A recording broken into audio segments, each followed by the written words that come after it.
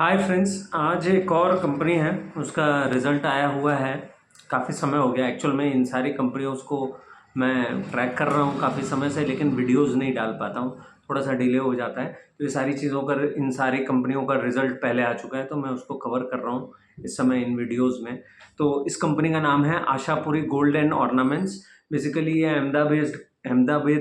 Ahmedabad based company है जो कि ज्वेलरी बनाती है। इसके ओनर जो हैं वो सोनी टाइटल से हैं, तो सोनार की माने जो ज़्यादातर सोने का काम करते हैं उनकी टाइटल सोनी होती है ज़्यादातर। तो एक्चुअल में ट्रेडिशनली हम लोग ऐसे ही जानते हैं, मैं तो ऐसे ही जानता हूँ कि मेरा एक फ्रेंड था, वो भी उनका भी सोने का ही काम था, तो उसकी भी टाइटल सोनी थी। तो बेसिकली जो ओनर है वो सोनी है, एंड उनका नाम मैं भूल रहा हूँ, जितिन है ना, क्या नाम है। तो शायद उनके सीईओ जो हैं, जो कंपनी के, वो जेनिक नाम है, जेनिक सोनी उनका नाम है।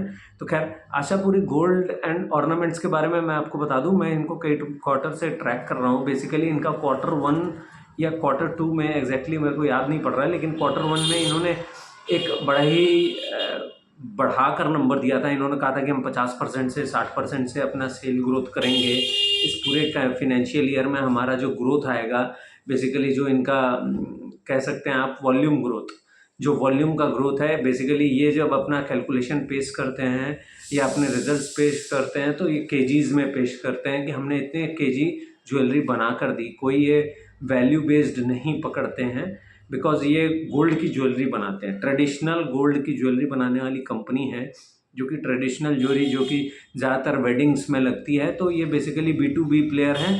बाकी ज्वेलरी कंपनी जैसे टाइटन हुआ, कल्याण हुआ, मालाबार हुआ, जॉयलुकास हुआ, इन सबको ये ज्वेलरी सप्लाई करते हैं। बेसिकली इनकी ट्रेडिशनल ज्वेलरी, वेडिंग ज्वेलरीज जो होती हैं, उसका सप्लाई ये प्रोवाइड करते हैं।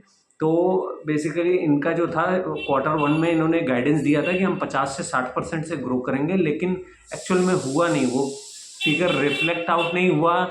और उसके बाद कंपनी इस बार इस कॉन कॉल में आई तो उसने यही कहा कि हमारे अब इस पूरे साल का गाइडेंस जो है वो 20% है। अच्छा, रिजल्ट की बात करें इस क्वार्टर का, तो पिछले साल सेम क्वार्टर में 86 करोड़ का इन्होंने सेल किया था, इस बार 102 करोड़ का है। तो विद द गाइडेंस के हिसाब से वही 20% का सेल में ग्रोथ दिख रहा है, जो कि है इनका। ऑपरेटिंग प्रॉफिट जो है वो करीब करीब इनका 11.46 करोड़ है, जो कि मैं ये कहूँगा कि मार्जिन वाइज काफ़ी बढ़ गया है, 11% पे आकर खड़ा हो गया, जो कि पिछले साल करीब करीब आधा था यहाँ से। तो ऑलमोस्ट 200% की वहाँ ग्रोथ दिख रही है, मैंने डबल हो गया ऑलमोस्ट, सॉरी 200% नहीं, डबल हो गया बेसिकली। और नेट प्रॉफिट जो है वो 8.47 करोड़ पे खड़ा है, जो कि पिछले साल 3.46 करोड़ था same quarter. Y on Y basis में मैं इसीलिए पकड़ता हूँ इन बिजनेसेस को, क्योंकि ये आपका, इसको आप इस तरीके से देखें कि इनका सीजनल इफेक्ट का भी एक इम्पैक्ट आता है। वेडिंग का जब सीज़न होता है तब इनके ज़्यादा सेल होती है, तो वेडिंग सीज़न भी फ्लक्चुएट करते हैं सीजनली।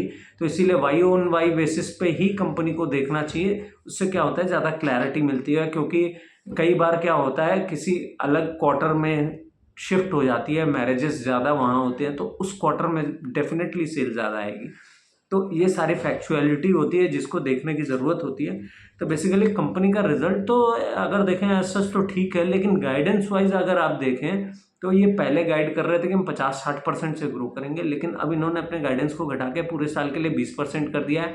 और अगले साल के लिए भी एक टेंटेटिव सा गाइडेंस है कि कोशिश करेंगे कि 30% तक कर दें, लेकिन उसको मैं, क्योंकि हम फेथ नहीं कर सकते कंपनी पे। जब कंपनी एक गाइडेंस देती है और उसको रिड्यूस कर देती है तो फिर फेथ नहीं करना चाहिए। हर क्वार्टर पे ट्रैक करना चाहिए बिजनेस को, देखिए कि बिजनेस क्या कर रहा है और बिजनेस के रिजल्ट्स कैसे आ रहे हैं, उसके बेसिस पे आपका डिसीजन होना चाहिए। कोई भी बाई सेल की रिकमेंडेशन नहीं कर रहा हूँ मैं इस स्टॉक में भी या किसी भी स्टॉक में, बिकॉज 5-6 रुपये का स्टॉक है, तो ऐसा नहीं है कि मैं सस्ते स्टॉक यहाँ सजेस्ट कर रहा हूँ कोई। तो मेरी तरफ से कोई सजेशन नहीं है, आप कंपनी को ट्रैक करें, मैं कंपनी को ट्रैक कर रहा हूँ। तो प्रॉब्लम यहाँ ये आ रही है कि इन्होंने अपना गाइडेंस एक्चुअली फ्रॉम दैट 50-60% से घटाकर 20% पे आ गए। अच्छा, अब कंपनी का ये है कि कंपनी पिछले साल इन्होंने 440 किलो का ज्वेलरी बनाई थी। तो सबसे बड़ी प्रॉब्लम यह आई कि गाइडेंस में इनकी तरफ से प्रॉब्लम आई हुई है, क्योंकि इन्होंने गाइडेंस जो दे रखा था उस हिसाब से आदमी, मैंने एक होता है ना कि एक कुछ लोग बाइंग कर लेते हैं और सोचते हैं कि नहीं आगे अच्छा होगा। तो इस तरीके की सिचुएशन से बचना चाहिए, क्योंकि कंपनी अगर अपना रिवाइज गाइडेंस को रिवाइज कर देती है तो फिर ये उसके अगेंस्ट माना जाता है।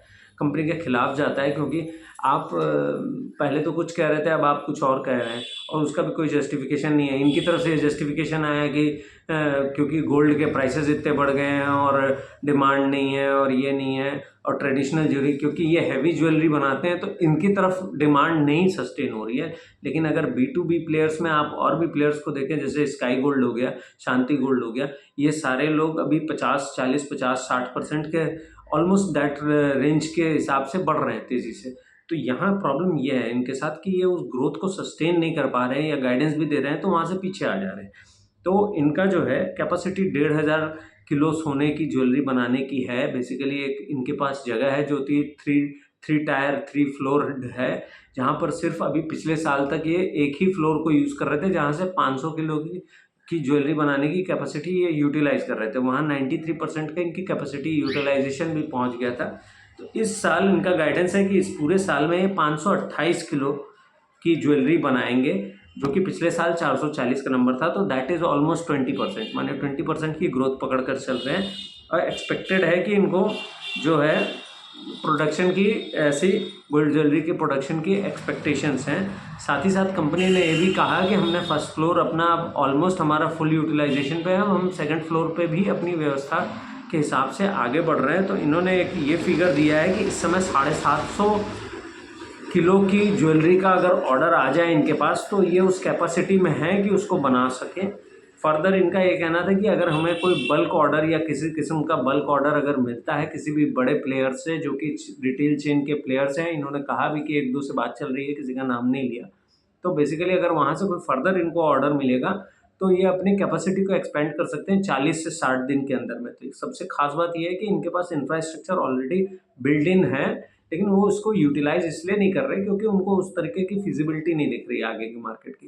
तो उनका ये कहना है कि अगर हमें आएगा हमारे पास ऑर्डर तो हम एग्जीक्यूट करने के लिए हम अपने फैसिलिटी को इनबिल्ड कर लेंगे, संग संग हमारा प्रोडक्शन में बहुत ज़्यादा समय नहीं लगेगा। तो कोशिश यही रहेगी।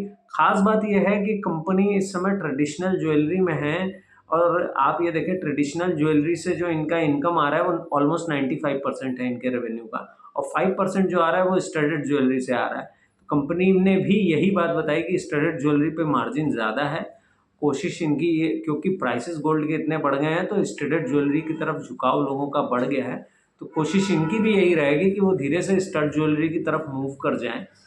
लेकिन देखना होगा आगे कैसे क्या होगा। मेरा ये मानना है कि हर क्वार्टर पे हमको कंपनी को ट्रैक करना चाहिए, कंपनी के रिजल्ट्स के बेसिस पे देखना चाहिए आगे फर्दर, उसके हिसाब से चलेंगे। क्योंकि कंपनी कह रही है कि जब हमारा 20% का गाइडेंस है तो हमको इससे ज़्यादा एक्सपेक्टेशंस रखनी नहीं चाहिए किसी भी स्टॉक से, जब वो ये कह रहा है कि हम 20% से ही ग्रो करेंगे।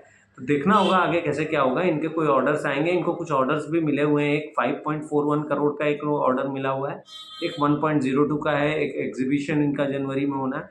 तो ये सारी कुल मिला के एक कॉन कॉल से सारी इन्फॉर्मेशंस इनके बारे में क्लियर आउट हुई हैं, जिससे ये पता चलता है कि कंपनी आगे चलकर अच्छा करेगी और भी कोशिश में है। लेकिन इनको क्योंकि अब वो एक गलत हो गया है इनका गाइडेंस, तो ये थोड़ा सा बैकफुट पे हैं, इसीलिए इन्होंने 20% का ही गाइडेंस कहा है। ये अगले साल का कोई गाइडेंस देना नहीं चाहते थे, बट कुछ लोगों ने इंसिस्ट, मैंने एक बात बार बार पूछी जाती है, तो इन्होंने एक 30% का भी नंबर दिया है, लेकिन वो मैंने कोई रियलिस्टिक में अभी उसको मान कर नहीं चल रहा हूँ। पहले तो सबसे पहले अभी इन द नियर फ्यूचर अगले 2 क्वार्टर्स में ये देखना होगा कि ये 20% भी कंप्लीट कर रहे हैं कि नहीं, क्योंकि आप इस एक्सपेक्टेशंस पे नहीं बैठ सकते कि कंपनी अगले साल क्या करेगी। जो कंपनी करेगी अगले साल वो अगले साल देखेंगे। तो ये था एक कंपनी का एनालिसिस, और मैंने इसको शॉर्ट एंड स्मॉल रखा है। इसमें ऐसी कोई चीज़ नहीं है जो कि छिपी हुई है, क्योंकि ट्रेडिशनल ज्वेलरी बनाते हैं तो पता ही है कि वो काफ़ी हैवी ज्वेलरी होती है, उसके ऑर्डर्स भी बहुत ही लिमिटेड होते हैं। एज़ पर वेडिंग सीज़न के हिसाब से इसमें जो है ऑर्डर्स की विजिबिलिटी ज़्यादा दिखती है, क्योंकि रिटेल चेन में भी जब उनको वेडिंग सीज़न में ही ज़्यादा डिमांड दिखती है तो वो उस हिसाब से इनसे इन एडवांस वो ऑर्डर्स प्लेस करते हैं। तो बेसिकली चीज़ यही होती है। तो कंपनी बहुत छोटी सी है, अभी छोटे साइज़ की है, 200 करोड़ का मार्केट कैप है इसका, तो बहुत छोटे साइज़ की माइक्रो कैप की कंपनी है। लेकिन बिज़नेस को ट्रैक करना चाहिए, क्योंकि आप फिर उस रैली को नहीं पकड़ पाएंगे। अगर किसी कंपनी ने या किसी ने बढ़िया करना शुरू किया तो आपको पता नहीं चल पाएगा। तो इसलिए मैं इसको ट्रैक करता हूँ। Thank you so much. कोई भी कॉन इन्फॉर्मेशन आपको या कोई भी सवाल हो इससे रिलेटेड तो ज़रूर पूछें। Thank you so much.